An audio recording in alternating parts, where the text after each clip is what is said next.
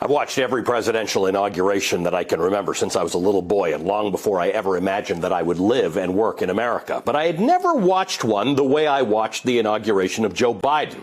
I never considered the details leading up to an inauguration. I watched this one like a nervous parent, making sure everything went as planned. Because for years, thanks to the last 4 years at least, everything is different. Our demons are on full display. Our union is certifiably imperfect. Our nation is divided. After a year that takes first place in our history for death, destruction, fear, and injustice, normalcy is struggling to regain its place. And one thing with which we will struggle in this new day for America is the death of shame. In addition to the other norms that the former president destroyed, he turned lying, deliberate, casual, and often with the force of law, into an art form, and with that contributed to that death of shame. Let me give you an example. As you know, I'm a business journalist, and for most of my career, when I'd interview a CEO and they'd tell me something that wasn't true, and I'd had the evidence that it wasn't true, it would make for an awkward moment. They'd try to explain it away, their people would offer clarifications, and maybe there'd be a statement of clarification, maybe even an apology. If the lie or any kind of wrongdoing pointed out by the press was significant, someone might resign, a red letter of sorts on their chest, a mark of shame.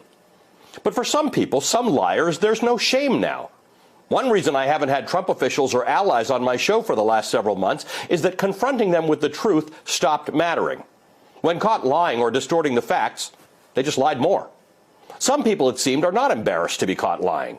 To have to wear a red letter or two red letters in the former president's case, both capital I's for impeachment, it means little to him. There's no contrition. Rather, he explains it away as partisan or calls it a hoax or a witch hunt. A source of shame once again somehow morphed into a badge of honor. That thing, the death of shame, is the real catastrophe. If we humans do not feel shame in doing something wrong or in getting caught doing something wrong, what guardrails exist? When the powerful can't be embarrassed by the bad choices they make, people suffer, democracy erodes, institutions crumble, justice is strangled, and lies proliferate. And this time people died.